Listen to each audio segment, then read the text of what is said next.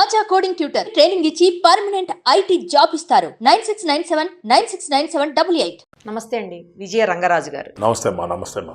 ఎలా ఉన్నారు? బాగున్నాను. మీరు ఎలా విజయ్ షూర్ అండి, బాగున్నాను నేను కూడా. విజయ రంగరాజు ఏంటి వెరైటీగా ఉంది అసలు మీ నేమ్? విజయ రంగరాజు అని నేను పెట్టుకోలేదండి. ఇది మా పెద్దలు పెట్టిందో, నేను పెట్టుకోవడం కాదు. నా పేరు వచ్చి actually Raj Kumar. Okay. Full name వచ్చి ఉదయ రాజ్ కుమార్. సినిమాకి వచ్చిన తర్వాత అంత పెద్ద పేరు ఎందుకు అని చెప్పేసి రాజ్ కుమార్ అని పెట్టుకున్నాను. రాజ్ కుమార్ అనేది మొత్తం మద్రాస్ ఇండస్ట్రీ మొత్తం రాజ్ కుమారే తెలుసు. భైరవ దీపంలో వాళ్ళు ప్రొడ్యూసర్స్, డైరెక్టర్స్ అందరూ కలిసి, సార్ అది రాజ్ కుమార్ అనేది మీరు అప్పుడు ఫైటర్గా ఉన్నారు, నేను ఎన్నో సినిమాలు ఫైట్ చేశాను, మళ్ళీ అదే రాజ్ కుమార్ అంటే బాగోదు, నేను పేరు మారుస్తున్నాను సార్, మార్చండి సార్ అన్న. విజయ ప్రొడక్షన్స్ నుంచి ఒక నూతన విలన్ని పరిచయం చేస్తున్నాం కాబట్టి విజయ, మీరు ఎస్వి రంగారావు వేషం వేస్తున్నారు కాబట్టి రంగా, ఆల్రెడీ మీ పేరు రాజ్ కుమార్ ఉందంటే విజయ రంగరాజు అని చెప్పి నామకరణం చేస్తున్నామని వాళ్ళు పేరు మార్చారు. సో ఇంత హిస్టరీ ఉంది మీ పేరు వెనకాల. ముగ్గురు పేర్లు కలుపుకున్నారు, ముగ్గురు చాలా ప్రామినెంట్ పర్సన్స్వి. ఓకే, ఆ పేరు కలిసి వచ్చిందండి? ఆ పేరు కలిసి వచ్చిందండి. అంటే ఒక రెస్పెక్ట్ దొరికింది. ఫస్ట్ కలిసి వచ్చి రావడమే కాకుండా ఒక రెస్పెక్ట్. ఇప్పుడు నేను షూటింగ్కి ఒక 4 days లొకేషన్కి వెళ్ళటానికి ముందే, నాకంటే ముందు వేరే ఆర్టిస్టులు, రామిరెడ్డి కావచ్చు, జేపీ కావచ్చు, ఎవరైనా వెళితే కూడా ఆ లొకేషన్లో అక్కడ పర్మిషన్ ఇచ్చేవాళ్ళు భూస్వాములు, పెద్దవాళ్ళు అందరూ రాజులు మ్యాక్సిమం. వాళ్ళు నన్ను రాజులు అని చెప్పి నా కోసం వాళ్ళు విందులు విధంగా ఎప్పుడు వస్తున్నాడు ఆయన, ఎప్పుడు వస్తున్నాడు, రకరకాలైన విందులు ఏర్పాటు చేసి, రొయ్యల చేపలు, రొయ్యలు బిర్యానీ అన్నీ చేసి వెయిటింగ్. అదేంటి మేము వచ్చాం కదా 2 రోజుల నుంచి మాకేం పెట్టట్లేదన్న. మా రాజుగారు వస్తున్నారండి, ఏమనుకుంటున్నారు మీరు, అయ్య బాబు ఎంత పెద్ద ఆర్టిస్ట్ అయినా అందులో మా రాజులు అని చెప్పేసి ఇట్లా వాళ్ళు రామిరెడ్డి వాళ్ళు నవ్వుకునేవాళ్ళు. ఏమన్నా నువ్వు రాజు అని చెప్పేసి ఇంత మర్యాద జరుగుతుందో, నేను చదువుతాను యాక్చువల్లీ అని చెప్పేసి అట్లా కొంతవరకు నాకు మర్యాద దొరికింది. ప్లస్ కొంతమంది చాలా లేట్గా తెలుసుకున్నారు నేను ఏంటి, నా క్యాస్ట్ ఏంటి అని. సో మీ పేరులో రాజు ఉండటం వల్ల మీకు విందులు కూడా దొరికాయి? విందులు దొరికింది, కొంత మైనస్ పాయింట్ కూడా అయింది. కారణం ఏంటంటే కంట్రీ క్లబ్లో వైభవ్ అతను కూడా ఎవరో ఒక డైరెక్టర్ ఎవరో కూర్చొని ఇక్కడ బార్లో కూర్చొని డ్రింక్ చేస్తున్నారు. మేము ఇటు సైడ్ నాకు ఫ్రెండ్ ఒక అతను ఎన్ఆర్ఐ పార్టీ, మేము ఇక్కడ వైభవ్ ఇతను ఎన్ఆర్ఐ ఉన్నాడు, మీ ఫ్రెండ్సే కదా వాళ్ళని కూడా ఇక్కడ రమ్మని చెప్పేవాడు. పిలిస్తే వైభవ్ లేదు ఆయన రాడండి, అట్లా మీరు కానివ్వండి అని చెప్పేసి ఈయన చెప్తూనే ఉన్నాడు. ఆయన వచ్చి కూర్చున్నాడు ఇక్కడ, ఆ డైరెక్టర్. సార్ మిమ్మల్ని చాలా రోజుల నుంచి నేను కలవాలనుకుంటున్నాను. ఏంటి సార్ అన్న, మీరు చౌదరి సార్? అవును సార్. మీరు రాజులు అని చెప్పి నేను కో డైరెక్టర్గా ఒక 5-6 సినిమాలు మిమ్మల్ని కట్ చేశాను సార్. నేను చౌదరిని సార్. మీరు చౌదరి అని తెలుసుంటే 6 సినిమాల్లో కూడా మీరు ఉండేవారు. అట్లా కొన్ని ఇలాంటి పనులు కూడా జరిగినాయి. అంటే ఇండస్ట్రీలో క్యాస్ట్ బేస్డ్ ఇష్యూస్ కూడా ఉంటాయా అండి? ఇలా ఇప్పుడు కాదు, ఇండస్ట్రీ పుట్టినప్పటి నుంచే ఉంది. ఇండస్ట్రీ పుట్టినప్పటి నుంచే ఉంది. ఒక్కొక్క యుగానికి ఒక్కొక్క ఫీల్డ్. మీకు మ్యూజిక్ లైన్ తీసుకుంటే మొత్తం బ్రాహ్మిన్సే. ఆ రోజుల నుంచి పెద్ద పెద్ద మ్యూజిక్ డైరెక్టర్స్ దగ్గర నుంచి వాళ్ళ దగ్గర అసిస్టెంట్లుగా జాయిన్ అయ్యే వాళ్ళని ఫస్ట్ భుజమే చేసి జంజం తగులుతుందని చెప్పి చూస్తారట. ఇట్లాంటివన్నీ స్టార్టింగ్లో మ్యూజిక్ లైన్లో ఉండేది. తర్వాత స్టూడియో యజమానులు వాళ్ళందరూ రెడ్డీస్, తర్వాత ప్రొడ్యూసర్స్, యాక్టర్స్ చౌదరీస్. తర్వాత ఏమైంది, రాజులు రావడం మొదలెట్టారు. సో అట్లా ఒక్కొక్క తరానికి ఒక్కొక్క సెటప్. తర్వాత ఇప్పుడు కాపు యుగం, అది మీకే తెలుసు. కాబట్టి ఇట్లా ఒక్కొక్క దీంట్లో క్యాస్ట్ లేనిదే సమస్య లేదు అసలు. సరే, ఎన్ని మూవీస్ చేసుంటారండి మొత్తం అన్ని లాంగ్వేజెస్లో? ఏ లాంగ్వేజెస్లో చేశారు, ఎన్ని చేసుంటారు? తెలుగు, తమిళ్, కన్నడ, మలయాళం, హిందీ, మరాఠీ, పంజాబీ, ఒరియా అన్ని భాషలు చేసాం. నేను లెక్క పెట్టుకోవడం 10 సంవత్సరాల ముందే వదిలేశాను. 4000 మూవీస్ వచ్చి 10 ఏళ్ల ముందే అయిపోయింది. 10 ఏళ్ల ముందే అయిపోయింది అది. సో ఇప్పుడు 5000 రీచ్ అయిపోయి ఉంటారు. అయిపోయి ఉంటాను డెఫినెట్గా. ఓకే. సో ఇన్ని లాంగ్వేజెస్లో చేశారు కదా. అవునండి. వీటన్నిటిలో ఏ లాంగ్వేజ్లో బాగా అనిపించింది మీకు వర్క్ చేస్తుంటే? బాగా అంటే ఇంకా తెలుగే. కానీ నాకు పేరు తెచ్చిన సినిమా మలయాళం, వియత్నాం కాలనీ అని చెప్పేసి మోహన్ లాల్తో చేశాను. ఆ సినిమాలో super star Mohan Lal act చేసినా కూడా నా కోసం ఆ సినిమా 250 days ఆడింది. ఆయన డైరీలో రాసుకున్నాడు Mohan Lal, it's a worst movie in my life అని చెప్పి రాసుకున్నాడు ఆయన. హిట్ అయినా కూడా ఎందుకంటే మొత్తం పేరు నేను కేరళలో ఏంటంటే ఏ క్యారెక్టర్ ఇంపార్టెంట్ క్యారెక్టర్ ఎంత బాగా చేశాడో తెలిస్తే మీడియా ఏంటి మొత్తం అందరూ వచ్చేసి పోస్టర్స్ కూడా నా పోస్టర్సే ఉంటుంది, నా తలకాయలో అందరు ఆర్టిస్టులు ఉంటారు. ఓకే. సో అంత ఇంపార్టెన్స్ ఇక్కడ మనకి ఇక్కడ సూపర్ స్టార్స్ వాళ్ళ ఫొటోస్ పెద్దవి చిన్నది వేస్తారు అట్లా కాదు. ఎవడు మెయిన్ క్యారెక్టర్ వాడు కొత్తోడా పాతోడని కాదు, దాన్ని బట్టి వాళ్ళు ఆ వాల్యూ అలా ఉంటుంది అన్నమాట. సో అదంతా ఆయనకి మరి అతను సూపర్ స్టార్ మరి అతనికి ఇట్లాంటివి జరగటం వల్ల కొంచెం బాధ అనిపించి ఒక 10-15 సినిమాలు నన్ను సిజర్ ఆఫ్ చేశాడు. అది నాకు ఎప్పుడు తెలిసిందంటే ఒక 10 సంవత్సరాల తర్వాత తెలిసింది. అది కూడా ఎలా తెలిసిందంటే నేను ఫంక్షన్కి వెళ్ళాను తాజ్ కృష్ణాకి. అక్కడ ఈ సినిమా డైరెక్టర్ సిద్దిక్ లాల్ ఇద్దరు మన పరచూరు బ్రదర్స్ లాగా. ఫస్ట్ వాళ్ళు రైటర్స్ ఫాజిల్ దగ్గర. ఫస్ట్ సినిమా వియత్నాం కాలనీ వాళ్ళు డైరెక్షన్ చేశారు. తర్వాత వాళ్ళు ఎక్కడికో వెళ్ళిపోయారు, టాప్ రేంజ్కి వెళ్ళిపోయారు. సిద్దిక్ గారు తెలుగు సినిమాలు కూడా చాలా చేశారు.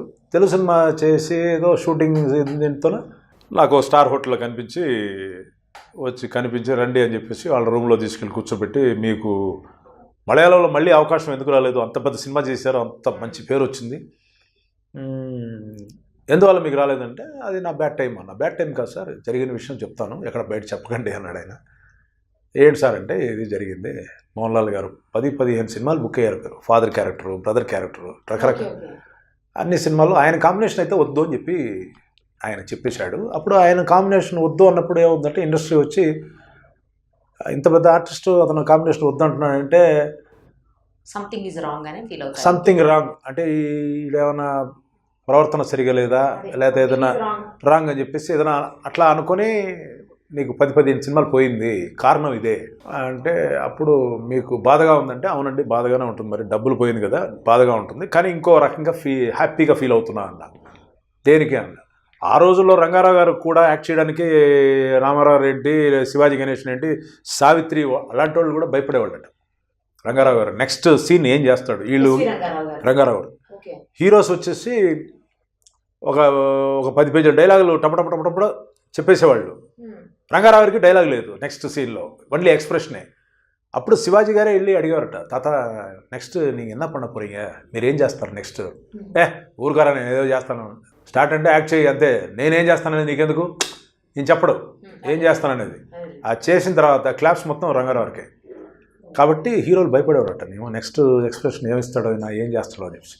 అట్లా రంగారావు గారికి కూడా యాక్ట్ చేయడానికి భయపడ్డారు. ఈరోజు అంత పెద్ద సూపర్ స్టార్ మోహన్ లాల్ ఈ రకంగా వద్దు అనుకొని కట్ చేయడం అనేది, ఇప్పుడు సపోజ్ ఇప్పుడు తెలుగు సినిమాలు చేస్తుంటాడు సిద్దిక్, ఇప్పుడు ఆయన ఆ మాట నాతో ఓపెన్గా మాట్లాడకపోతే, ఇప్పుడు సపోజ్ ఎప్పుడు ఎవరో అసిస్టెంట్ డైరెక్టర్లు చెప్తారు కదా, సార్ మీ గురించి చెప్పారు సార్ ఇట్లా సిద్దిక్ గారు చెప్పారనేసి, అందుకే నేను ఫ్రాంక్గా చెప్తున్నా ఆ విషయం. సో ఈ 4000 సినిమాలు మీకు గుర్తున్నాయి, తర్వాత ఈ సినిమాలు మీకు గుర్తులేవు అనుకోండి.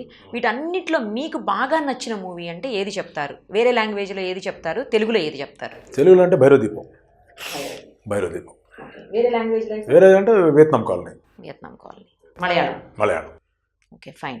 మీరు ఫస్ట్ ఫైటర్గా స్టార్ట్ చేశారు కదా కెరియర్ని, తర్వాత యాక్టర్ అయిపోయారు. నేను యాక్చువల్లీ వచ్చి స్టేజ్ ఆర్టిస్ట్. నేను ఓకే గుంటూరులో అదే నర్సాపేటలో ఉన్నప్పుడు దగ్గర నుంచి బేసికల్గా ఆంధ్ర. కానీ నా పెంపకం బాల్యం నుంచి పెంపకం మొత్తం గుంతకల్. ఫాదర్ ఆర్మీలో ఉండేవారు. నేను పుట్టింది పూనా, నేను పెరిగింది కొంతవరకు చదువుకుంది బాంబే. నాకు జూనియర్ జాకీ ష్రాఫ్ ఇండస్ట్రీకి వచ్చిన తర్వాత తెలిసింది, ఆయనతో కలిసి వర్క్ చేస్తున్నప్పుడు తెలిసింది. ఏ స్కూల్లో చదువుకున్నాను బాంబేలో అంటే ఫాతిమా స్కూల్ ఘాట్కోపర్ అన్న. ఈ సంవత్సరం అరే నీకంటే జూనియర్ అయ్యా నేను 2 years అని చాలా హ్యాపీగా ఫీల్ అయ్యి అతను ఎంతో ప్రెస్ చేశాడు. నువ్వు ఇక్కడేం చేస్తావు, వచ్చేయి బాంబే వచ్చేయి, నా అవుట్ హౌస్లో నువ్వు ఉండు కానీ అది ఇది అని చెప్పేసి. ఒక పక్కన నాకు మిథున్ బాగా క్లోజ్, మిథున్ చక్రవర్తి, అతను బాగా బలవంతం చేశాడు. కేసీ బొకాడే అని ఒక పెద్ద ప్రొడ్యూసర్ ఉన్నాడు, ఆయన మెడ్రాస్ మార్వేడి అతను. ఆయన సినిమాలు చేసేవాడిని నేను కంటిన్యూస్గా. అప్పుడు ఆయన చెప్పాడు, వీళ్ళందరూ ఇప్పుడు పిలుస్తారయ్యా బాగానే ఉంది, ఇప్పుడు నీకు బలం ఉంది, పర్సనాలిటీ ఉంది, అన్నీ ఉంది, పిలుస్తారు. కొంతకాలం అయిన తర్వాత ఏమవుతుందంటే నువ్వు అక్కడ మద్రాసులో హిందీ చేస్తున్నావు, కన్నడ చేస్తున్నావు, మలయాళం అన్ని భాషలు చేస్తున్నావు. ఇక్కడికి వచ్చిన తర్వాత నువ్వు హిందీ తప్ప వేరే భాష చేయడం కుదరదు. మరాఠీ ఫిల్మ్లో పిలుస్తారు, అది టీవీ సీరియల్ లాంటి ఫీల్డ్, అది చాలా తక్కువ అమౌంట్ ఇస్తారు. సో నువ్వు హిందీ మీద ఆధారపడాలి. నెక్స్ట్ ఇంకోటి ఏమంటారంటే వాడు తమిళడవని తెలుగుడవని బాంబేలో ఎలా పిలుస్తారంటే ఏవో మద్రాసికు లేకావు అంటారు. మొత్తం అందరినీ మద్రాసి అంటారు వాళ్ళు. కాబట్టి ఆ వాల్యూ తగ్గిపోద్దయ్యా. ఇప్పుడు నువ్వు వచ్చి చెన్నై నుంచి నేను పిలుస్తున్నావు అంటే నువ్వు అప్ అండ్ డౌన్ ఫ్లైట్కి వస్తున్నావు, ఇక్కడ వచ్చి సన్ అండ్ శాండ్ హోటల్లో దిగుతున్నావు, ఈ రెస్పెక్ట్ ఎట్లా ఉంది? నువ్వు ఇక్కడికి వచ్చేస్తే అది అంత బాగోదేమో, ఆలోచించుకున్నాడు. ఆయన చెప్పడం వల్ల నేను వెనక్కి తగ్గాను. అయితే అప్పుడే బాంబే ఫీల్డ్కి వెళ్ళిపోయాడు. ఇప్పుడు బాంబే నుంచి వచ్చి నేను బాంబే ఆర్టిస్ట్ని, నాకు తెలుగే రాదని చెప్పేసి ఇక్కడ నటించి ఇక్కడ ఒక 4-5 ఇళ్ళు కొనేవాడిని. 4-5 ఇళ్ళు అది మనం చేసిన పొరపాటు. బొక్కాడే గారు నన్ను ఆఫ్ చేశారు కాబట్టి మనం తెలుగువాడిగా తెలిసిపోయింది. తెలుగు వాళ్ళని తెలిస్తే ప్రాబ్లం అవుతుంది. ప్రాబ్లం పెద్ద ప్రాబ్లం కదండి. మీరు చూస్తూ ఉన్నారు కదా. మరి తెలుగులో నుంచి వెళ్ళిన చాలా మంది సక్సెస్ అయ్యారు కదా అన్ని లాంగ్వేజెస్ లో. ఎవరు సక్సెస్ అయ్యారండి చెప్పండి? ఎవరు? మీరు అది వదిలేండి. అది మీ సావిత్రి, దేవిక, అది వాళ్ళంతా లేడీస్. వాళ్ళ జెంట్స్ ఎవరు? రంగారావు గారు అంతే. అది దాంతో సరిపోయింది. ఆయన మహానటుడు. ఆయన ఇంగ్లీష్ పిక్చర్ తీసినా కూడా ఆయన స్కోర్స్ చేసుకుని వెళ్ళిపోతాడు ఆయన. ఇంకా జెంట్స్ పరంగా చూసుకుంటే ఒక్కరు కూడా ఎవరు వచ్చేసి జెండా పాతిన వాళ్ళు ఎవరు లేరు. ఇప్పుడు మీరు చూస్తున్నారు కదా ప్రతి సినిమాకి మెయిన్ విలన్ అంటే బాంబేనే. ఇప్పుడు నాకు తెలిసిన డైరెక్టర్ వచ్చేసి ఒక సినిమా తీసాడు, తర్వాత సారీ బ్రదరు ఆ సినిమాలో అనుకున్నాం కానీ తర్వాత మిస్ అయిపోయింది. ఎందుకు మిస్ అయింది? లేదు బాంబే ఆర్టిస్ట్ని పెట్టమని చెప్పి ప్రొడ్యూసర్స్ బలవంతం చేశారు, హీరో గారు కూడా బలవంతం చేశారు. అప్పుడు నేను అడిగేవాడిని, ఏమో ఒక విలన్ అంటూ ఒక సినిమాలో ఉంటే ప్యాడింగ్ ఉంటుంది కదా కూడా. ఒక అడ్వకేట్ ఉంటాడు, ఒక డాక్టర్ ఉంటాడు, ఒక వకీల్ ఉంటాడు, ఇన్ని విలన్ అదే ఇంతమంది ఉంటారు. ఆ ఆలోచన మీకు ఎందుకు రాలేదంటే, లేదన్నా నేను మెయిన్ విలన్గా చూసి మాకు అలవాటైంది కాబట్టి మెయిన్ విలన్ అంటే వీళ్ళు తప్పించుకోవడానికి లేదు అని చెప్పడానికి ఈ రకంగా జారుకునేవాళ్ళు చెప్పి. కాబట్టి బాగా మనకి హిందీ మోహం భయంకరంగా పట్టింది. తమిళ్లో కూడా అంత లేదు కానీ మరీ ఒక రకమైన హీరో, మంచి స్టంట్ చేసే హీరో ఎవరైనా ఉంటే బాంబే వాడిని పిలుస్తున్నారు, చేస్తున్నారు. కానీ 6 ప్యాక్స్ ఉన్నవాళ్ళని ఇక్కడ మన వాళ్ళు మాత్రం బాంబే బాంబే బాంబే. వాడు అక్కడ బఠానీలు తినుకుంటూ రోడ్డు మీద తిరుగుతుంటాడు. ఈ అక్కడ పిఆర్ చేసే పనులు అనమాట. వాడు ఇప్పుడు అమితాబ్ బచ్చన్తో 4 సినిమాలు, అమితాబ్ బచ్చన్ కొడుకుతో 4 సినిమాలు, మనవడితో 4 సినిమాలు. అదేంటి మగపిల్లడు పుట్టలేదు ఆయనకి? అవన్నీ తెలుసా ప్రొడ్యూసర్స్కి? అమితాబ్ బచ్చన్ మనవడు లేడు. ఆడు చెప్తాడు మనవడు కూడా 4 సినిమాలు బుక్ అయ్యాడండి అతను ఆర్టిస్టు. ఓకే చాలా పెద్ద ఆర్టిస్ట్ అయితే పెద్ద ఆర్టిస్టే. వాడిని ఇక్కడ తీసుకొచ్చి ఇన్ని లక్షలు అన్ని లక్షలు అని చెప్పి మాట్లాడి వీళ్ళు సంపాదించుకొని హ్యాపీగా సెటిల్ అవ్వడానికి ఇది జరుగుతుంది ఫీల్డ్లో. సో మేనేజర్స్ పిఆర్ఓస్ చేతుల్లో చాలా మొత్తం వాళ్ళ ఉంది అని వింటున్నాను కానీ బట్ ఇంత లెవెల్లో అనుకోలేదు. అన్నీ ఉంది దీంట్లో. రైటర్స్ హ్యాండ్ కూడా ఉంది. రైటర్స్ కూడా హ్యాండ్ ఉంది. అది నేను నిక్కచ్చిగా చెప్పగలను. రైటర్స్ కూడా పాలు పంచుకుంటున్నారు. ఇదంతా లోపల సీక్రెట్ జరిగిపోతుంది. మాకు అన్నీ తెలుసు. అవును. ఇప్పుడు 10 సినిమాలు చేస్తున్నారు, పెద్ద మంచి రైటర్ చేస్తున్నాడంటే ఇప్పుడు కథ చెప్పేటప్పుడే ఎలా చెప్తున్నారంటే రైటర్స్, ఒక పెద్ద పాడుబడ్డ బంగ్లా, ఆ బంగ్లాలో పెద్ద సోఫా ఉంటుంది, పాడుబడిన చీకటిగా ఉంటుంది గది, దాంట్లో ముఖేష్ రిషి లాంటి విలన్ కూర్చొని ఉంటాడు, పక్కన 2 సింహాలు ఉంటాయి అని ఇంత ఇదిగా డైరెక్టర్ కథ చెప్పేటప్పుడు రైటరు, ఆ డైరెక్టర్ మైండ్లో ముఖేష్ రిషి ఉంటాడా, విజయరంగరాజు ఉంటాడా? కాబట్టి మీరు కథ చెప్పేటప్పుడే వాళ్ళనే బేస్ చేసుకొని చెప్తుంటారు. సో ఇక దీనికి అంతే లేదు, ఇది మారదు. ఏదో అడపా తడపా చిన్న డైరెక్టర్స్, చిన్న హీరోస్ సినిమాలు ఏమైనా ఉంటే హిందీ ఆర్టిస్ట్ని పెట్టుకుంటే బడ్జెట్ ఎక్కువ అవుతుందని చెప్పేసి మాలాంటి వాళ్ళని వాడుకుంటాం. మాకు ఇది హ్యాపీ, మాకు ఇక్కడ హ్యాపీ. మేము ఇక్కడ విఐపీస్, చిన్న కంపెనీల్లో మేము విఐపీస్. అది చిన్న కంపెనీ అయినా మాకు క్యారవాన్లు ఇస్తారు, అన్ని వసతులు మాకు హ్యాపీగా, పేమెంట్స్ గేమెంట్స్ అన్ని విధాలుగాను వీఆర్ హ్యాపీ. అందులో ఇప్పుడు నేను ఆ టైము యజ్ఞం టైంలో వచ్చినప్పుడు కొత్త సినిమాలు ఏవి హిట్ అవ్వాలి, కొత్త వాళ్ళతో తీసిన సినిమాలు. ఇప్పుడు వచ్చేసి మీకు కొత్త వాళ్ళతో తీసే సినిమాలు హిట్ అయిపోయింది.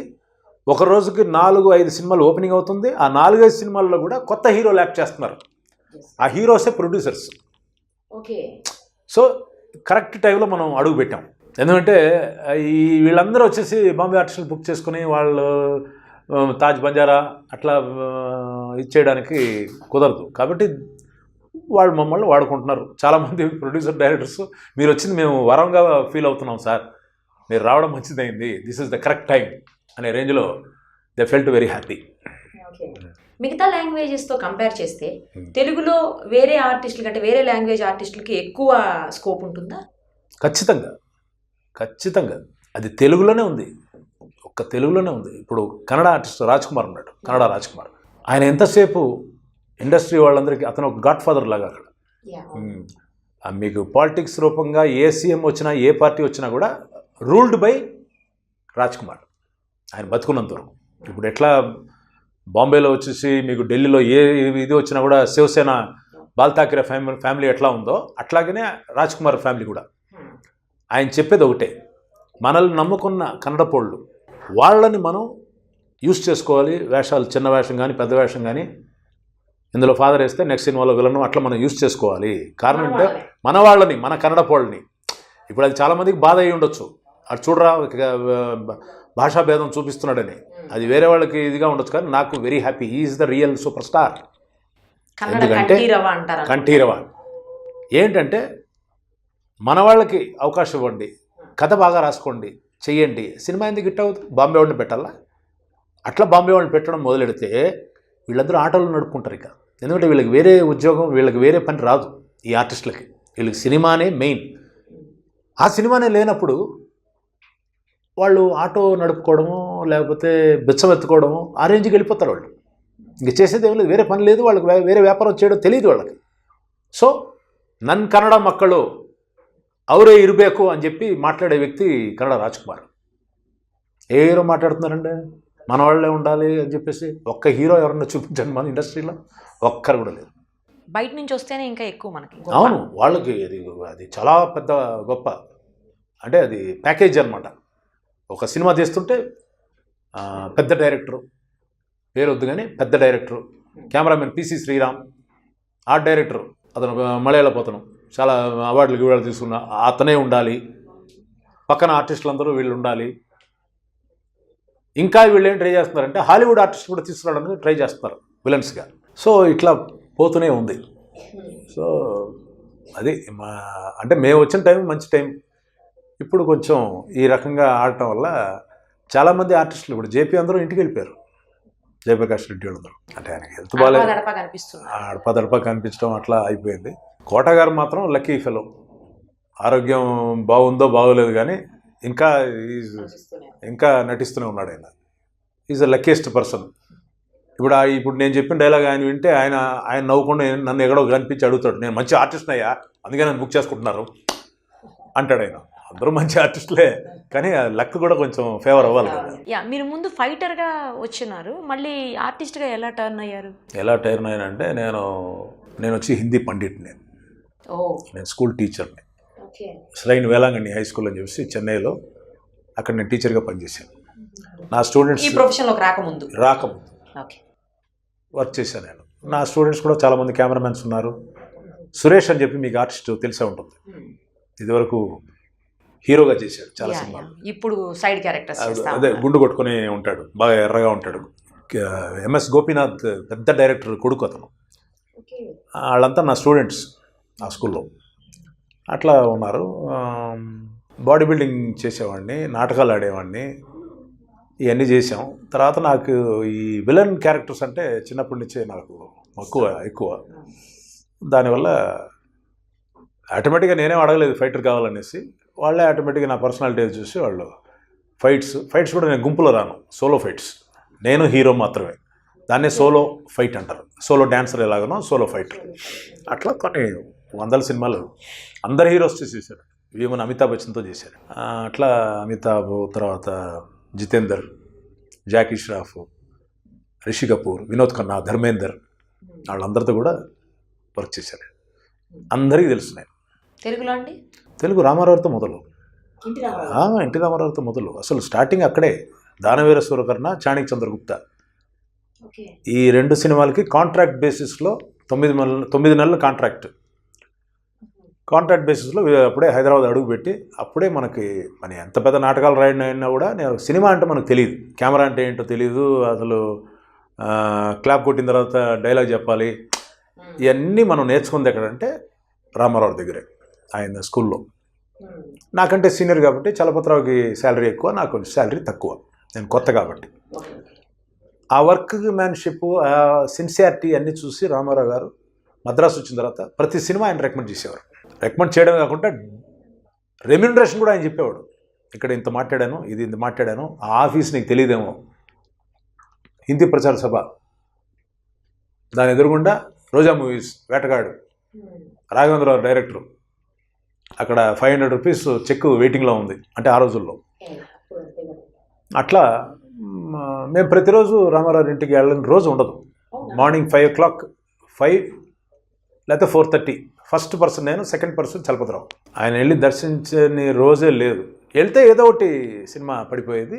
ఎంతవరకు మేము నోటెడ్ అయిపోయామంటే, వీళ్ళు రామారావు గారు మనుషులు రా, గజ దొంగ అనే సినిమా ఏవిఎంలో ఓపెనింగ్, మాకు పిలుపు రాలేదు కానీ నేను వెళ్ళిపోయా, లొకేషన్కి వెళ్ళిపోయాను. చలపతిరావు కూడా పిలుపు రాలేదు, వెయిటింగ్లో ఉన్నాం. పెద్ద ఆయన వచ్చిన తర్వాత లోపలికి వెళ్దాం, రాఘవేంద్ర తర్వాత కనిపిద్దామని చెప్పి. పెద్ద ఆయన కారు నుంచి దిగడం ఏంటి, మేము ఎప్పుడు కాళ్ళకి నమస్కారం. ఆయన ఒక్కరికే ఇండస్ట్రీలో ఇంకెవరికి చేయలేదు నేను. అవును, కాళ్ళ నమస్కారం. నేను చలపై పెద్ద పెద్ద ప్రొడ్యూసర్స్, డైరెక్టర్స్, పెద్ద పెద్ద వాళ్ళందరూ చేశారు కానీ అది లెక్కలో కాదు. నేను చేయటం వచ్చి ఆయన ఒక్కరికి చేసాం. చేసిన తర్వాత ఇమీడియట్గా అనంటే రాఘవేంద్ర గారు వచ్చేసారు. ఈ లోపల వచ్చి ఆ పెద్ద ఆయన చూసి, ఏంటి వీళ్ళు మేకప్ వేసుకోవాలా?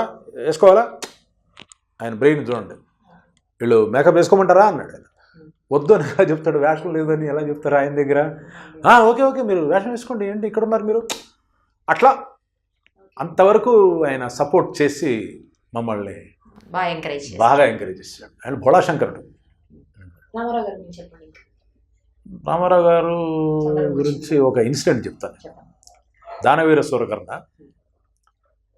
కుంభకర్ణుడి సీన్ తీస్తున్నారు.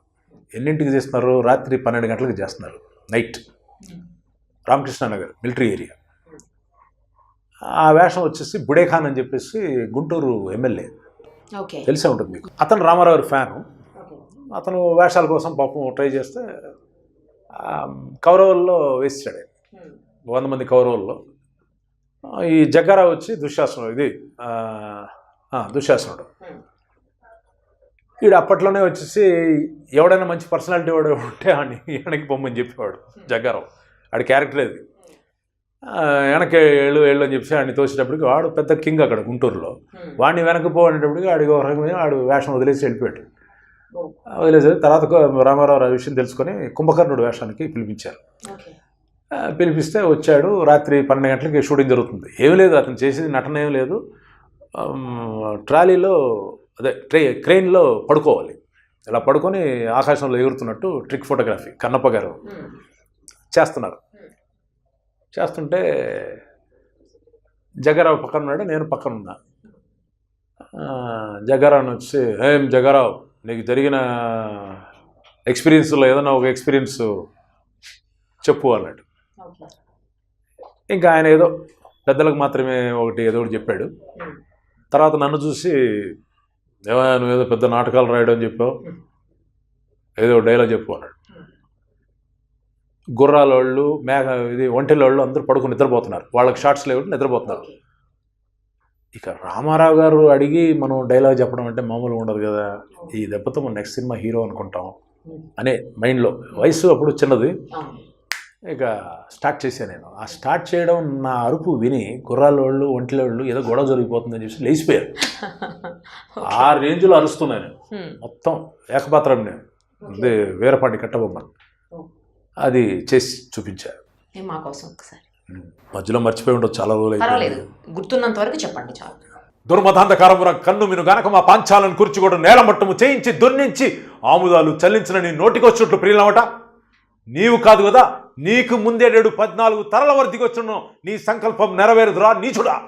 ఓ పాంచాలను వీర యోధులారా, నీకు ఇది పరీక్షా సమయం. భారతీయ వంశమును పుట్టి భరతాంగన స్థానంలో ద్రవిన ఏ భారతీయ వీరుడైనో పాశ్చాత్య ప్రభుత్వం కింద బానిసై బ్రతకరాదు. ఇంటి వాడును కాడు, ఇరుగు పొరుగు వాడును కాడు. ఎస్ట నుండి ఇందున్న వారి మీద అధికారము సాధించుట వాడి కత్తి కింద తల వంచడంటే మరణం అన్ని విధాల మేలు కదా. లెండు శత్రుశైలను నిలబెట్టి సమరింపుడు. సూపర్ అండి. చాలా బాగా చెప్పారు. అది బిట్ అది. అయినా కూడా అసలు అది పౌరాణికం కదండి. అంటే పౌరాణికం కాదు కానీ పౌరాణికం టైపులో కంటిన్యూస్గా వచ్చేటువంటి డైలాగు గ్రేట్ అండి. అది చెప్తే ఆయన నిద్రపోతున్నాడు అనుకున్నాడు, గొరక పెడుతున్నాడు. ఆయన అనవసరంగా మనం చెప్తున్నాం, ఆయన గొరక పెడుతున్నాడు ఏంట్రా అనుకుంటే ఆ గురకల్లో నుంచి లేచి బాగానే చెప్పావు కానీ కొంచెం అప్ అండ్ డౌన్ చూసుకోవా అన్నాడు. నాకు షాక్ అసలు. అదే కదా, గురక పెట్టిన వ్యక్తి అప్ అండ్ డౌన్స్ నాకు తెలుసు, నాకు తెలియదు కాదు ఇన్ని రోజులు నేను స్టేజ్ ప్లే ఆడింది. నేను ఎందుకు అప్ అండ్ డౌన్స్ మర్చిపోయి నా వాయిస్ని గుర్తుపట్టాలని చెప్పేసి కొట్టిన కొట్టుడికి గుర్రాళ్ళు లేచిపోయారు, అందరూ లేచిపోయారంటే ఆ రేంజ్లో. అంటే రామారావు గారు ఎన్నో గుంతకల్లో ఆయన సినిమా రిలీజ్ అయితే ఎవడన్నా తేడాగా మాట్లాడితే తనటమే, అంత ప్రీతి నాకు రామారావు అంటే. అటువంటిది ఆయన మనల్ని పేరుతో పిలిచి డైలాగ్ చెప్పమంటున్నాడు అంటే ఇంకా మామూలుగా ఉంటుందండి మైండ్లో. ఇంకా నెక్స్ట్ సినిమా నేను హాలీవుడ్ రేంజ్కి వెళ్ళిపోయానన్న రేంజ్లో డైలాగ్ చెప్పేసా. దాన్ని ఆయన కనిపెట్టి నిద్రపోతాడు అనుకున్నాను కానీ కొంచెం అప్ అండ్ డౌన్ చూసుకోవా అన్నాడు. ఆయన మతిపోయేది అది రామారావు. బాగా చెప్పారు రామారావు గారి గురించి. ఓకే, మీరు చాలామందితో యాక్ట్ చేశారు కదా హీరోస్తో. మీకు బాగా అంటే రామారావు గారు అంటే ఒక స్పెషల్, ఒక ప్రత్యేకం. ఆయన్ని పక్కన పెట్టేస్తే, కాసేపు ఆయన వదిలేస్తే మిగతా వాళ్ళల్లో మీకు ఎవరితో వర్క్ చేయడం కంఫర్టబుల్గా అనిపించేదండి? రజనీకాంత్ అండి. దాదాపు 20-25 పిక్చర్స్ చేశాను ఆయనతోటి. Very close. ఆయన గురించి చెప్పండి. నేను ఆల్కహాల్ స్టార్ట్ చేసింది ఆయన దగ్గరే. అది ఆల్రెడీ మీరు ఏదన్నా దీంట్లో చూసి ఉంటారేమో తెలియదు నాకు. సో చుట్టాలున్నారు జాగ్రత్త అని చెప్పే సినిమా కృష్ణ గారు యాక్ట్ చేశారు. అది తమిళ్లో రజనీకాంత్. దాంట్లో నా వేషం కన్నడ ప్రభాకర్ యాక్ట్ చేశాడు. తమిళ్లో నేను చేశాను. పిక్చర్ సూపర్ హిట్, 150 days అది ఆడింది. ఆ ఫంక్షన్ వచ్చి చోళాలు చేశారు. చేస్తే నేను పక్కన జూడరత్నం ఇద్దరం, ఆయన మందు కొడుతున్నాడు, నేను కూల్ డ్రింక్ తాగుతున్నా. రజనీ గారు ఏం తాగుతున్నావు? కోక్ తాగుతున్నాను. సిగ్గుగా లేదా నీకు? ఎద్దులాగా పర్సనాలిటీ పెట్టుకొని కూల్ డ్రింక్ తాగు, చిన్నపిల్లడు అని పాలు ఇమ్మంటావు తాగడానికి?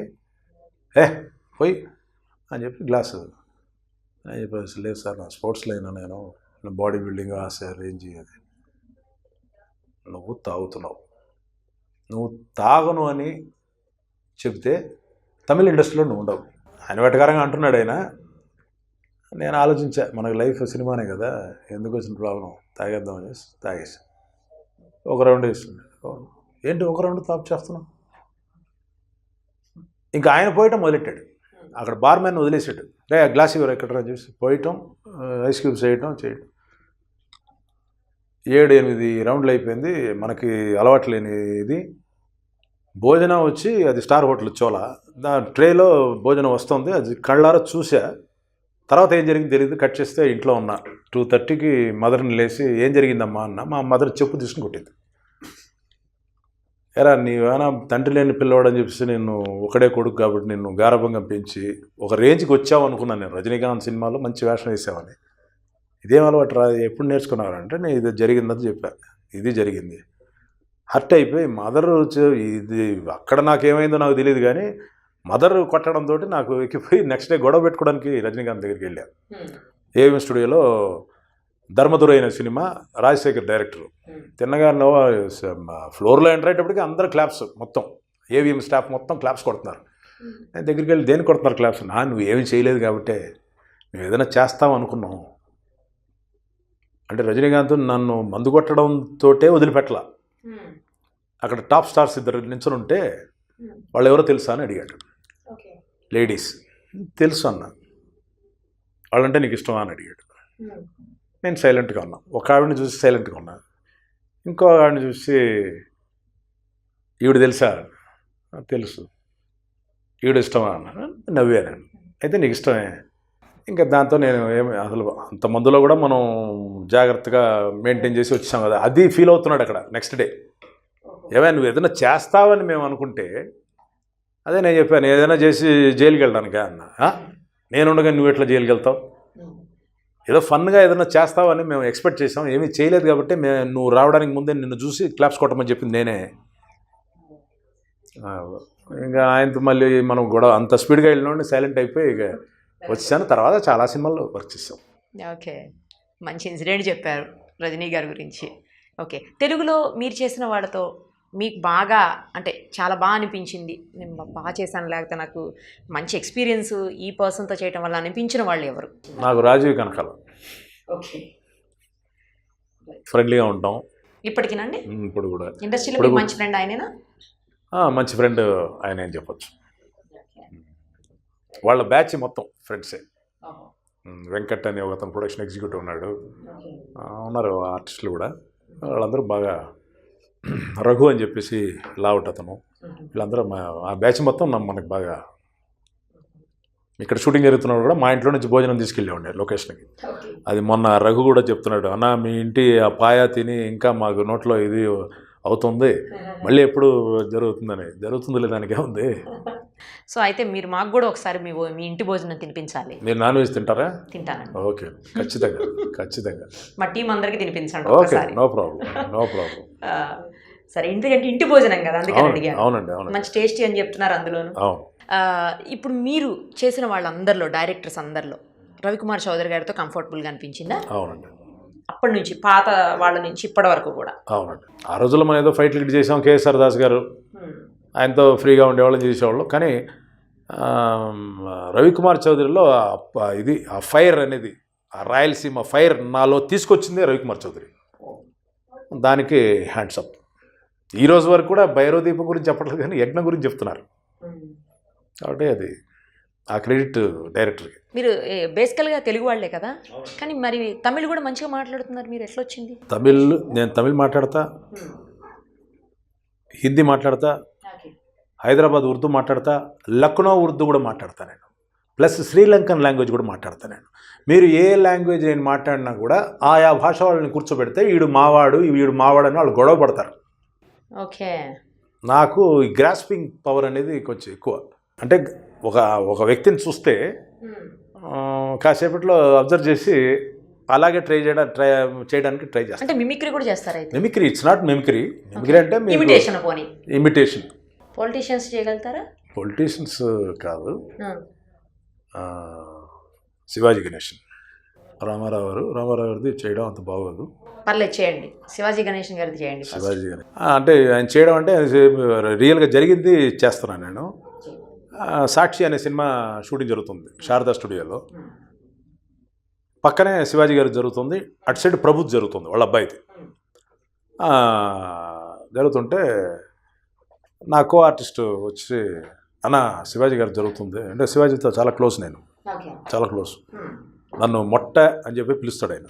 అంటే గుండు, కొన్ని సంవత్సరాలుగా గుండు నేను, కొన్ని సంవత్సరాలుగా. భైరవదీపం తర్వాత ఏదో వచ్చిన వెంట్రుకలు లేదు కొంచెం పెంచుకుంటూ వచ్చాం, ముందే లేదు మనకి, ఉన్నది పెంచుకోవడానికి ఇక గుండు కొట్టడం మానేసాను. నేను ఇప్పుడు గుండు గురించి కూడా అడుగుదాం అనుకున్నాను మిమ్మల్ని. యాక్చువల్గా మీ మీసాలు ఒరిజినలే కదా? మీసాలు అంతంత పొడుగునున్నాయి, గుండు అయిపోయింది ఏంటండి? ఇక నేను ఆ డైలాగ్ చెప్తే పైన లేదు కింద ఉంది అన్నట్టు చెప్పాలి. పట్టుదల పైన లేదు, అదే పట్టుదలతో అది ఊడిపోయినట్లుంది. సరే, ఇప్పుడు డైలాగ్ చెప్పండి. వెళ్ళి చూద్దాం శివాజీ గారిని అంటే ఓకే అని చెప్పేసి వెళ్ళాను. ఆయన ఈజీ చైర్లో కూర్చొని అలా ఊక్కుంటా, వాడా మొట్ట వా என்ன ஷூட்டிங் நடக்குதுங்க அண்ணா, விஜயகாந்த் படம். విజయకాంత్ அந்த மாதிரி ஒரு హీరో இருக்கான். ఆ టైంలోనే విజయకాంత్ పెద్ద స్టార్ అప్పటికే. ఈయన బల్బు చూడండి ఎట్లా ఉందో, అలాంటి ఒక ఆర్టిస్ట్ ఉన్నాడా అని అడుగుతున్నాడు నన్ను. అవునా, சின்ன ஹீரோ பெரிய ஹீரோவா? பெரிய ஹீரோ. சரி, யார் இருக்கா செட்டில்? சங்கிலி முருகன் இருக்கார். சங்கிலி முருகன் பெத்த ஆர்டிஸ்ட், ப்ரொடியூசர். என்ன பண்ணுறான்? உள்ளே இருக்காரு. ఎందుకు అడుగుతున్నాడు? మీరు వచ్చి చూసారే, ఆడొచ్చి చూడలేదే. మామూలుడు కాదు శివాజీ. அவர் ரொம்ப பிஸியோ, வரமாட்டாரோ தெரியல. சரி, பக்கத்தில் தம்பி பிரபு தம்பி ஷூட்டிங் நடக்குது, అది పోయి పారుగడా. ఇది ఎక్కడ కూడా వీడిని పట్టుకొని తిట్టే పక్కన ఉండి, ఎరా ఇది అవసరమా నాకేది అలవాట్లేదు, అటు రజనీ కానీ ఎవరన్నా అని. నా సెట్లో నా షూటింగ్ అంతవరకే, ఆ పక్క సెట్కి వెళ్ళి నేను అడగను, అసలు కనిపించే సమస్య లేదు. నాకు నేను రజనీకాంత్ అనుకుంటా, ఆ టైప్ బల్బు నాకు పుట్టినప్పటి నుంచి ఉంది. కాబట్టి ఇది అవసరమా, ఇప్పుడు చూడు, ఇప్పుడు వాడు కొడుకుని వెళ్ళి చూడమంటున్నాడు, ఇది అవసరమా అని నేను తిట్టా. అన్న ఆడు చెప్పిన తర్వాత మనం ఎందుకు వెళ్ళి చూసేద్దాం, మళ్ళీ అక్కడికి వెళ్ళి వాడు అదే టైప్లో నాన్నగారు లాగానే వాంగ రాజ్కుమార్ సార్ వాంగ కారు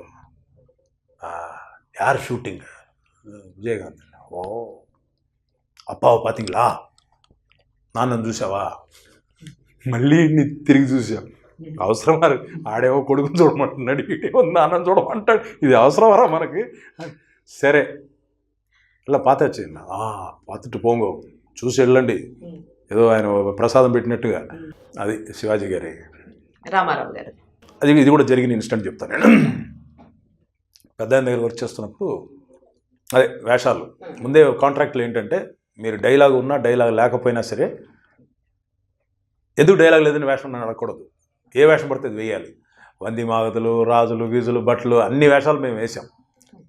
అట్లాగే ఇంద్రుడు, చంద్రుడు, గింద్రుడు అని చలపతిరావు రకరకాల వేషాలు ఆయన వేసాడు. ఆయన సీనియారిటీ తగ్గట్టు ఆయన వేసాడు, మన సీనియారిటీ తగ్గట్టు మనం వేసాం.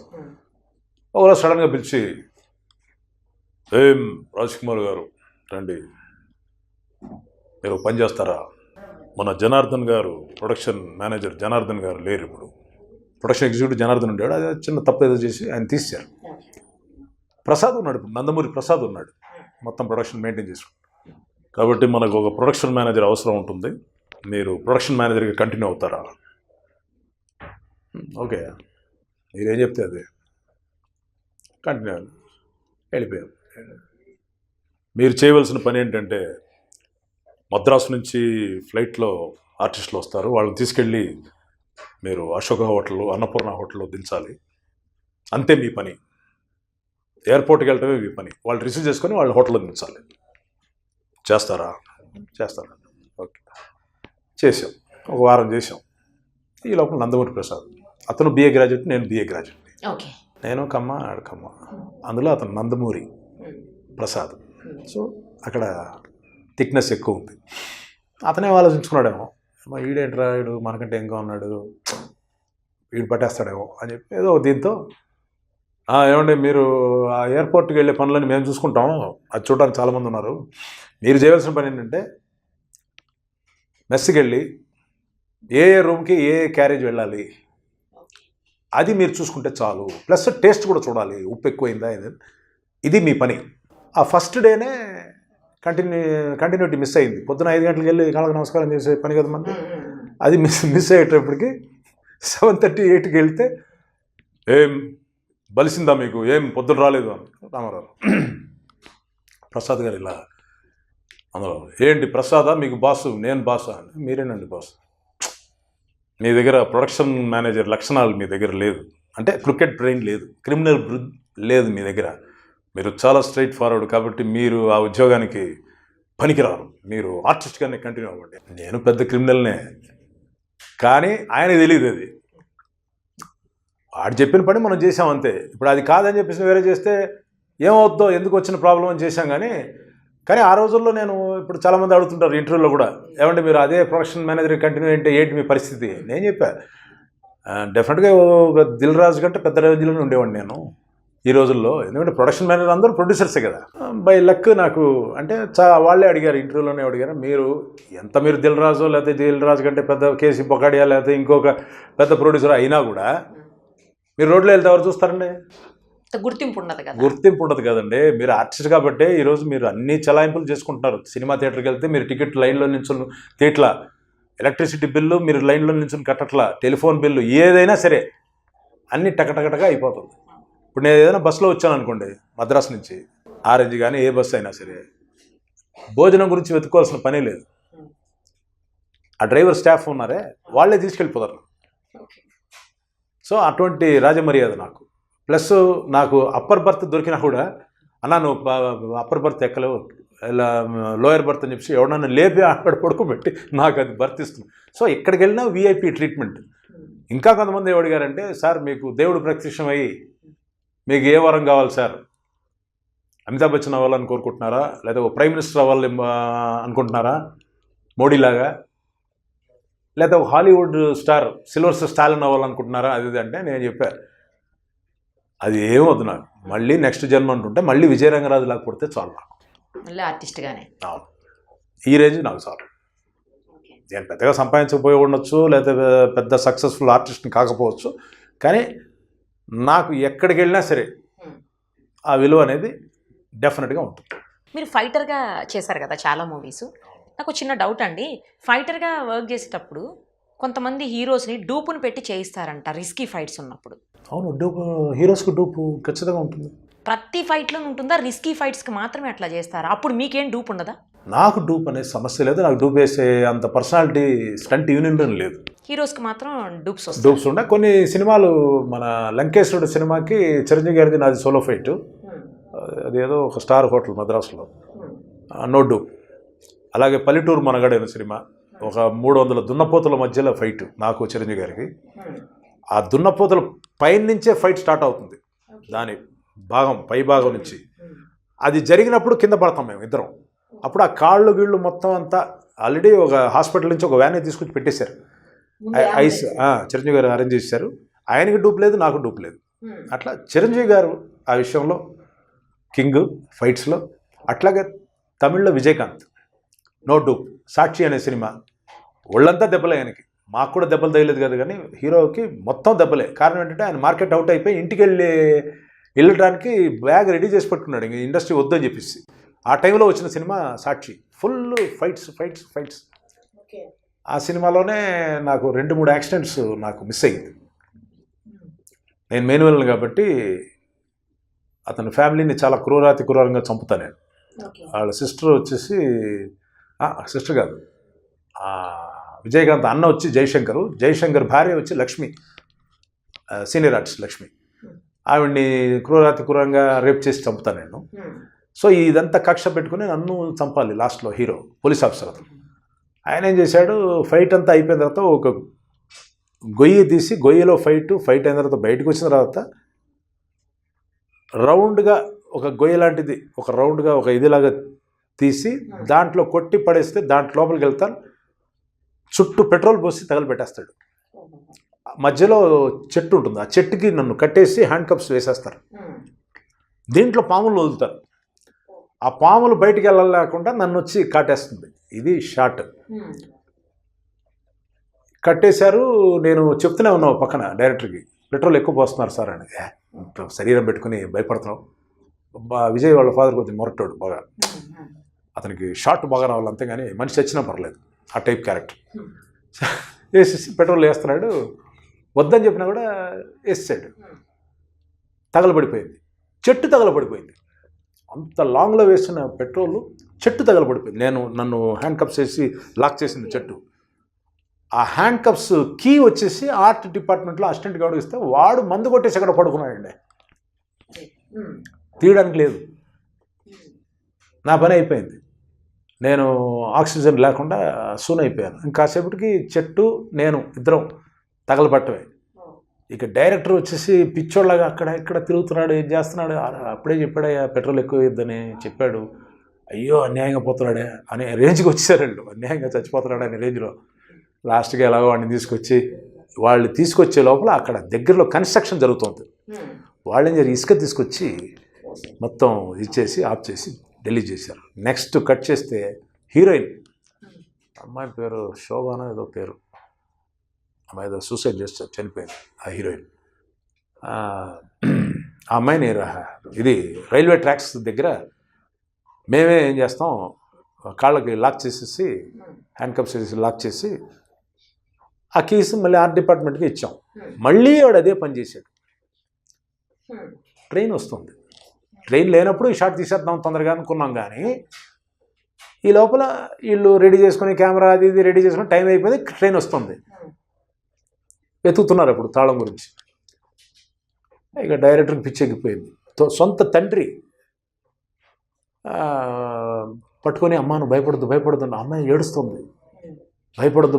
అది కరాటే ప్లేయర్, అది మంచి ధైర్యవంతురాలు, అయినా సరే ఏడుస్తుంది.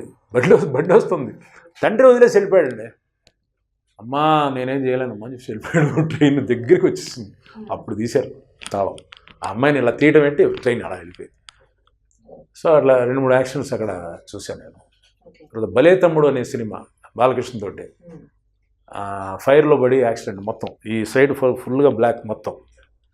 నేను ఒక 1 month హాస్పిటల్, విజయ హాస్పిటల్లో ఉన్నా నేను. అట్లాగే శివుడు శివుడు శివుడు అనే చిరంజీవి గారి సినిమా, అందులో పంచభూతాలు అని చెప్పేసి మేము అందరూ ఒక రాక్షసులు లాంటి ఫిగర్స్ గుర్రాల మీద సవారీ చేసి జగ్గయ్య గారిని ఎవరినో చంపడానికి చేస్తాం. అక్కడేమైంది, ఆ గుర్రం సవారీ బ్రహ్మాండం చేస్తాను. ఆ గుర్రం బెల్ట్ ఉంటుంది పైన, ఆ బెల్ట్ తాను వచ్చేసి దాని పొట్టలో దిగింది. దిగేటప్పటికి అది సకిలించి నన్ను వెనక తోసేసింది. నా కాళ్ళు ఆల్రెడీ పెద్దది కాబట్టి అందులో నుంచి బయటికి రాలేదు, అది ఇరుక్కుపోయింది, వెనకాల పడ్డా అలాగే దాని వెనకాల. చంపరపాకం ఏరియా అని చెప్పేసి మద్రాసులో చాలా పెద్ద ఇది, ఎప్పుడు ఎండిపోయి ఉంటుంది, వాటర్ ఉండదు. దాంట్లో ఒక 1 కిలోమీటర్ 2 కిలోమీటర్ లాక్కెళ్ళింది నన్ను గుర్రం, మొత్తం వెనకాల కైమా కొట్టినట్టు ఉంటుంది వెనకాల. తీసుకెళ్ళి అది రిలీజ్ అయింది కాళ్ళు, అప్పుడు ఆగిపోయింది గుర్రం. దాని ఒక క్యారెక్టర్ అది, వీడు మనల్ని హింస పెడుతున్నాడు అంటే వీడిని హింస పెట్టాలి, మనం అక్కడి నుంచి రిలీజ్ అయిపోయామంటే అది అయిపోద్ది. ఆగిపోయింది. ఇట్లా చాలా రిస్క్లు ఫేస్ చేసి వచ్చారు. చాలా రిస్క్ చేసి. ఎప్పుడైనా ఇండస్ట్రీలో ఇన్ని కష్టాలు పడుతున్నాను కదా, ఎందుకు అవసరమా అనిపించిందండి? ఎప్పుడైనా లేదండి, అనిపించలేదు. అదే చెప్పలేదు మీకు ఇదివరకు, విజయ రంగరాజు లాగానే పుట్టాలనుకుంటున్నాను మళ్ళీ కూడా. సరే, ఎప్పుడైనా బాధపడిన సందర్భం ఉందా ఈ ఇండస్ట్రీలోకి ఎందుకు వచ్చాను అని? లేదండి, ఎప్పుడు లేదు. అది కూడా లేదు. లేదు, సమస్య లేదు. ఓకే. మీరు చేసిన మూవీస్ అన్నిట్లో మీకు ఇష్టమైన మూవీ అంటే ఇందాక చెప్పారు, నచ్చనిది ఏంటి? నచ్చనివి చాలా ఉంటాయి. బాగా నచ్చనిది, ఇది ఎందుకు చేశాను, వేస్ట్గా చేశాను ఈ మూవీ అనిపించింది? చేసాం, ఇప్పుడు మొన్నే ఒక సినిమా చేసాం, చాలా రోజుల క్రితం కాదు, మొన్నే ఒక సినిమా చేసాం. అది విత్ సుమంత్ హీరో తెలుగులో, తమిళ్లో వచ్చి సత్యరాజ్ కొడుకు శిబిరాజ్. కబడ దాడి తమిళ్లో, తెలుగులో ఏం పేరు పెట్టారో నాకు తెలియదు. కబడ దాడి ఇప్పుడు షూటింగ్ ఇక్కడ జరుగుతుంది ఇక్కడ. ఆ సినిమాలో బాగా దూరం అయిపోయాం మనం తమిళ్ ఫీల్డ్కి అని చెప్పేసి అన్నాదురై అనే సినిమా చేశాను నేను. అందులో మెయిన్ విలన్ బ్రహ్మాండమైన క్యారెక్టర్ విత్ విజయ్ ఆంటోనీ, బిచ్చగాడి హీరో. దళపతి అనే సినిమాలో మమ్ముట్టి రజనీకాంత్ చేశారు కదా దళపతిలో, అందులో మెయిన్ విలన్ అమరీష్ పురి చేశాడు. గుండు, సోడాబుడ్డి, గ్లాసెస్, ఆ గెటప్ తీసుకురావడం కోసం డైరెక్టర్ వచ్చేసి బస్సు నువ్వు కొంచెం ఒళ్ళు తగ్గాలి, తగ్గితే నీ ఫేస్ కరెక్ట్గా సెట్ అవుద్ది, నువ్వు అప్పుడు జుత్తు ఉండింది గుండు కొట్టించేసి ఆ కళ్ళద్దాలన్నీ పెట్టేసి ఒళ్ళు తగ్గితే చాలు అని నేను ఆలోచించి ఎక్సర్సైజ్ చేసా, వర్కౌట్ అవ్వాల.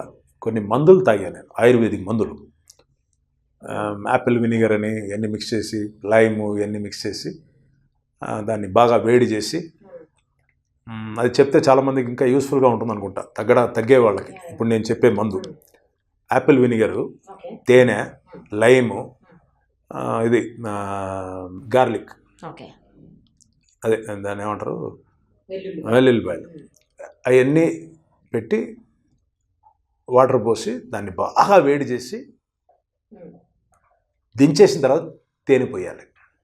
పోసి జస్ట్ అంతంత ఎర్లీ మార్నింగ్ అది తాగేస్తే మీరు ఎలా తగ్గుతారంటే లాస్ట్కి ఎగ్జాంపుల్ చెప్తున్నా, నీకేమైనా ఎయిడ్స్ వచ్చిందని అడుగుతారు. అంత మొత్తం మీకు నరాలు కనిపిస్తాయి, ఎముకలు కనిపిస్తాయి. ఎన్ని రోజుల్లో అండి? 15-20 డేస్లో అండి, అంతే. అవును, యాపిల్ వినిగర్ చాలా డేంజర్ కదా. డేంజర్ అంటే మనిషిని కొవ్వు తగ్గించేస్తుంది, ఒంట్లో ఉన్న కొవ్వు మొత్తం తగ్గించేస్తుంది. నేను తగ్గిపోయి నన్ను చాలామంది ఇలా అడిగారు, ఏం బాసు ఎయిడ్స్ కానీ వచ్చిందా ఏంటి కంపు తీసి నీకు అనే రేంజ్లో నన్ను అడగడం మొదలెట్టారు. షుగర్ వచ్చిందని అడిగారు చాలామంది. అట్లా నేను టోటల్గా మనిషిని దించేసింది. కానీ ఆయనకి క్యారెక్టర్కి ఓకే అది. ఆ సినిమానే తెలుగులో రిలీజ్ చేశారు. ఇంద్రసేన చిరంజీవి గారు ఆడియో రిలీజ్ చేశారు. అంటే రాధిక గారు చిరంజీవికి ఫ్రెండ్ కాబట్టి ఆవిడ వచ్చి ఆ టైటిల్ని తీసుకొని ఆయన్నే పిలిపించి ఓపెనింగ్ చేశారు. సినిమా బాగా ఆడలేదు. అది ఆడకపోవడం మనకు పెద్ద బ్యాడ్. ఇది బ్రహ్మాండమైన క్యారెక్టర్. ఆ క్యారెక్టర్ ఇంకా బతికే ఉంది. నేను చేసిన క్యారెక్టర్ వ్యక్తి ఆయన కౌన్సిలర్, ఆయన బతికే ఉన్నాడు.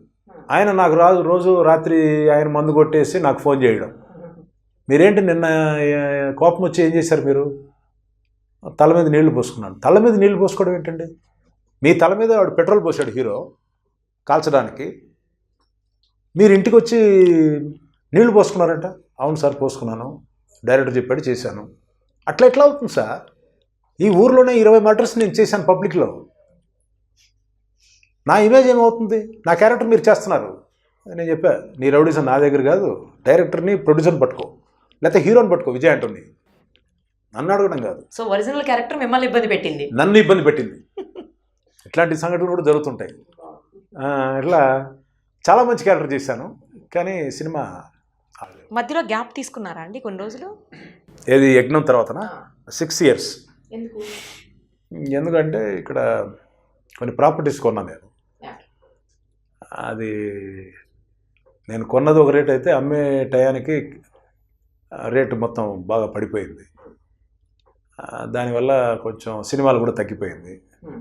కారుకి ఈఎంఐ అవి కట్టడం, ఫ్లాట్కి ఈఎంఐ కట్టడం, ఇన్ని కొంచెం ప్రాబ్లమ్స్ అవడం వల్ల మొత్తం సోల్డ్ చేసి ఇక వెళ్ళిపోదాం చెన్నై, అక్కడ ఏదో రియల్ ఎస్టేట్ ఏదో వ్యాపారం చేసుకుందాం అని చెప్పి వెళ్ళాం. 6 years ట్రై చేశా, ఎంతో ట్రై చేసాం, ఏది వర్కౌట్ అవ్వలేదు. మళ్ళీ బ్యాక్ టు పెవిలియన్ వచ్చాం. ఓకే, ఇప్పుడు ఏమేమి మూవీస్ చేస్తున్నారు? అదే ఇప్పుడు ఆ సుమంత్ సినిమా ఒకటి చేస్తున్నాను. నెక్స్ట్ ఉన్నాయి, 4-5 ఉన్నాయి. అది మనం చేయకముందు చెప్పడం బెస్ట్. సినిమా ఫీల్డ్లో మీకు తెలిసిందే కదా. మీ వారసులు ఎవరైనా ఉన్నారండి ఇప్పుడు రాబోతున్న? ఎవరు లేరండి, నాకు 2 daughters కాబట్టి ఎవరు లేరు. మా అమ్మాయి హోటల్ లేదు, గ్రీన్ పార్క్లో వర్క్ చేస్తుంది, చెన్నై. మీ వేలికి చాలా పెద్ద రింగ్ ఉంది, ఏంటండి అది స్పెషల్?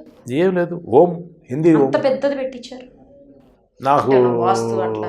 వాస్తు కాదండి, నాకు చిన్నప్పటి నుంచి గోల్డ్ పిచ్చి చాలా ఎక్కువ.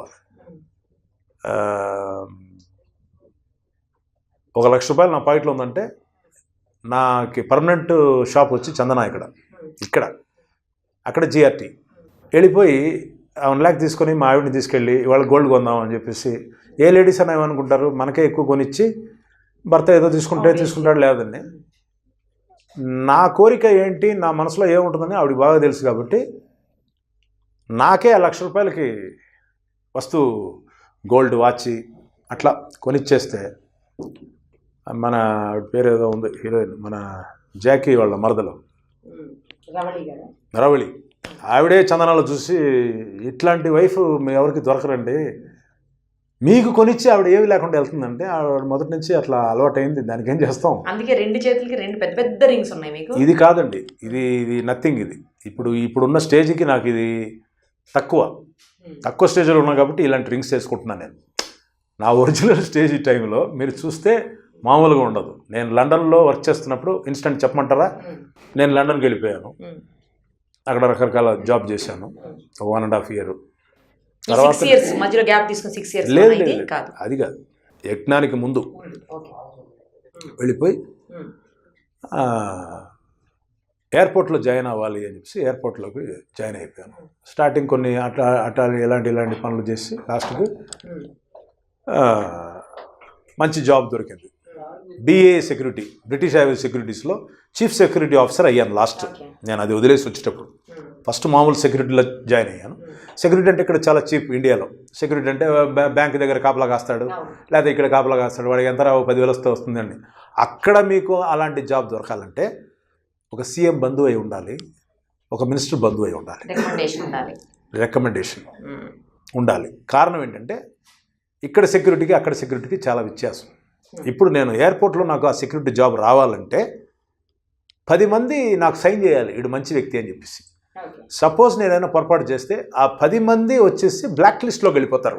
వాళ్ళు లోన్ తీసుకోవడం కుదరదు, బ్యాంక్ అకౌంట్ క్లోజ్ చేసేస్తారు, వాళ్ళు ఒక శవంలాగా బతకాలి అక్కడ. సో ఈ 10 మంది నన్ను నమ్మి సైన్ చేయాలంటే వాళ్ళతో నేను ఎలా మెలగాలి, ఎలా ఫ్రెండ్షిప్గా మెలగాలి, నేను ఎంత మంచివాడు అనిపించుకోవాలి, ఇది టైం పడుతుంది. ఆ 1 yearలో నేను వాళ్ళతో మంచితనంగా అనిపించుకోవడం వల్ల 10 మంది నాకు రికమెండ్ చేయడం వల్ల నాకు ఆ పోస్ట్ దొరికింది.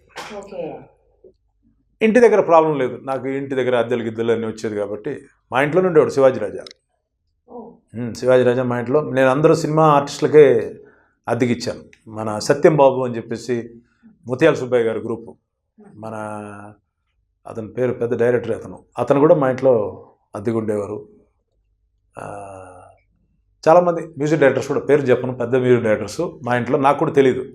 ఒక 100 days ఫంక్షన్లో నేను ఎవరో తెలుసా అండి, మీరు తెలియపోవడం సార్, మీ ఇంట్లో ఒకప్పుడు అద్దెకున్నాను, అద్దె 2 రోజులు లేట్ అని చెప్పేసి నువ్వు సామాన్లు బయట వేయడానికి వచ్చావు సార్, అవన్నీ మర్చిపోండి సార్, మీరు ఆయన ఎందుకు గుర్తు చేస్తారు మీరు, వదిలేయండి సార్, మీరు చాలా పెద్ద లెవెల్లో ఉన్నారు, మీరు బయట చెప్పకండి ఇలాంటివి అని చెప్పి అట్లాంటి సంఘటనలు కూడా జరిగిన రోజు. సో నాకు అమౌంట్తో ప్రాబ్లం లేకపోవడం వల్ల నేను ఇది ఏమంటారు వచ్చిన డబ్బు మొత్తం గోల్డ్ కొనటం పిచ్చి అయిపోయింది, కొట్టాను. అక్కడ మీకు విక్టోరియా మహారాణి బిళ్ళ, ఇంత పెద్ద ఇది కాయిన్, ఈ 3 వేళ్ళు కవర్ అయ్యేటట్టుగా ఇంత పెద్ద బిళ్ళ ఇక్కడ, అది కూడా విక్టోరియా మహారాణిది. ఇట్లా విపరీతమైన గోల్డ్ వేసుకొని వర్క్ చేసేవాడిని నేను.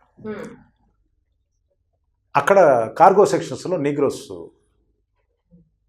ఒకడు ముస్లిము, ఒకడు క్రిస్టియన్, ఒకడు సొమాలియన్ ముస్లిం, క్రిస్టియన్ నీగ్రో, ఇద్దరు వీళ్ళు కనేసి నన్ను ఒకరోజు నైట్ షిఫ్ట్ చేసి వెళ్తున్నప్పుడు నన్ను ట్రాప్ చేసి, కత్తెరలు ఉంటాయి పెద్ద కార్గోలో, లోపల గన్ను కానీ కత్తి కానీ తీసుకెళ్ళకూడదు, కానీ కార్గోలో కత్తిలు ఇది సిజర్స్ ఉంటాయి, అది పెద్ద పెద్ద సిజర్స్, ఆ 2 కట్ చేసి వీళ్ళు పెట్టుకున్నారు, వాళ్ళ సైడ్ బిజినెస్ అది.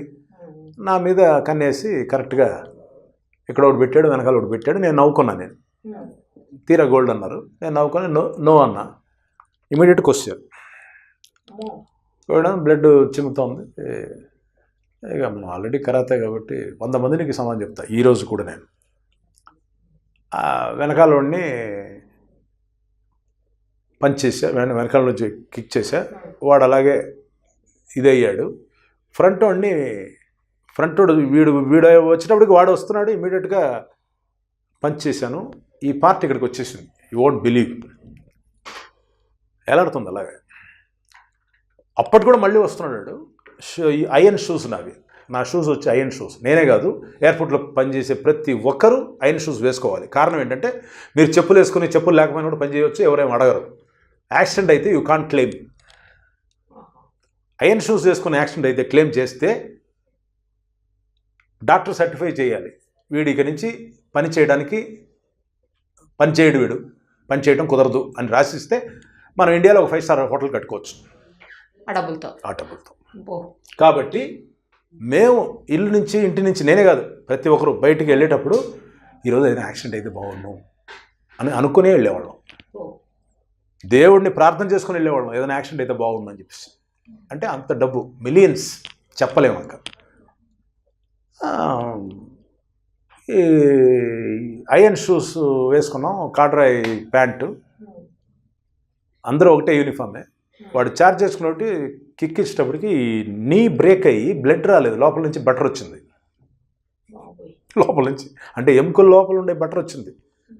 ఇమీడియట్గా ఒక 30 హెలికాప్టర్లు దిగిపోయింది. సినిమానే సేమ్ 30 హెలికాప్టర్ దిగిపోయింది. అప్పుడు మనం డౌన్ అయిపోయాం, అమ్మాయి మరి కాల్ చంపేస్తారా మనల్ని, మన పని అయిపోయింది దానికి.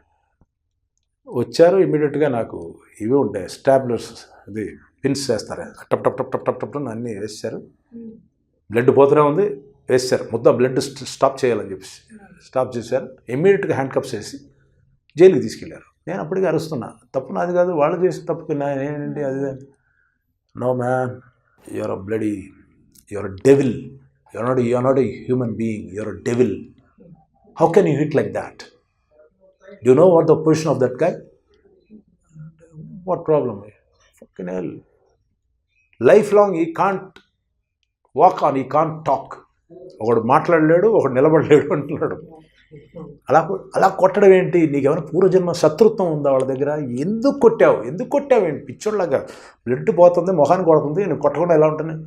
నువ్వు అంత పవర్ ఎక్కడి నుంచి వచ్చింది నీకు?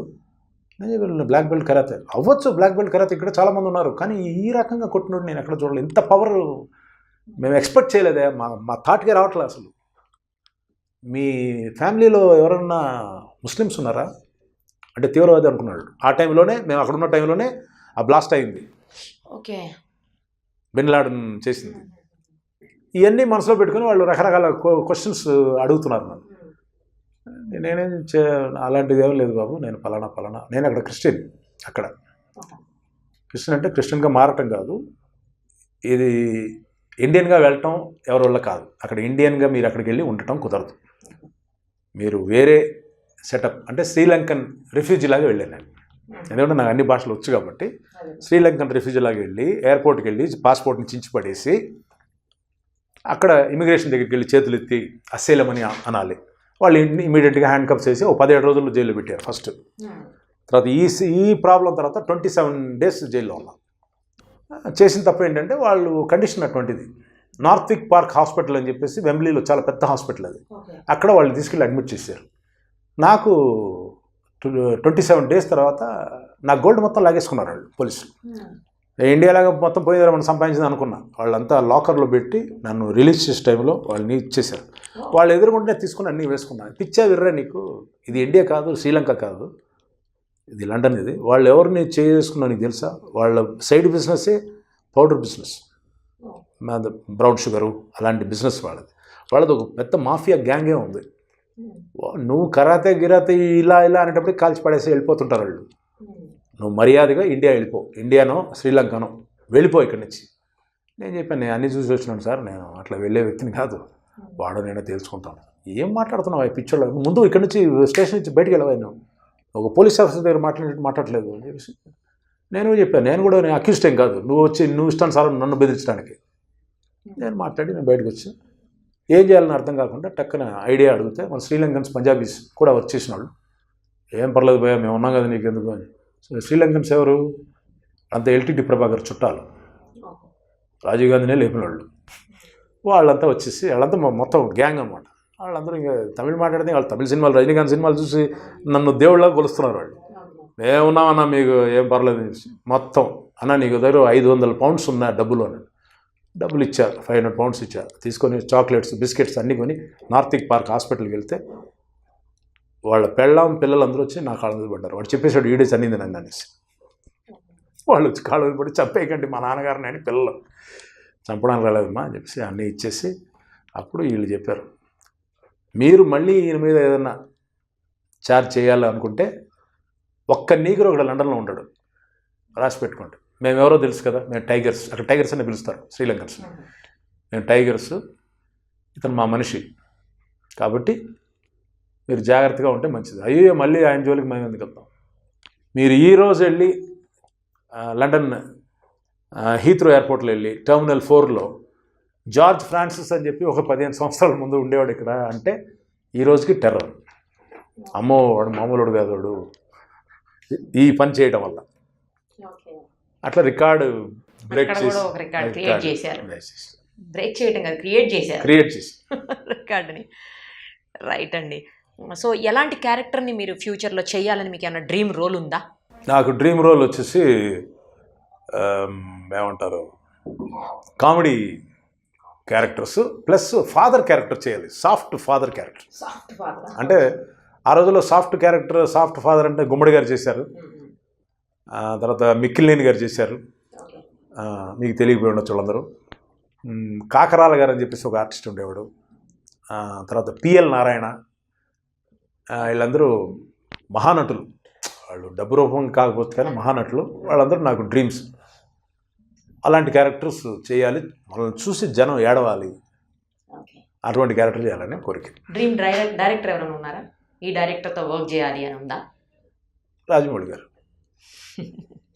ఓకే, రాజమౌళి గారి తోటి ఛత్రపతిలో మిస్ అయిపోయింది నా క్యారెక్టర్, లేకపోతే మెయిన్ వెల్ నేను అయ్యేవాడిని. నా డేట్లు మహేందర్ చూసేవాడు, సూపర్ గుడ్ మహేందర్.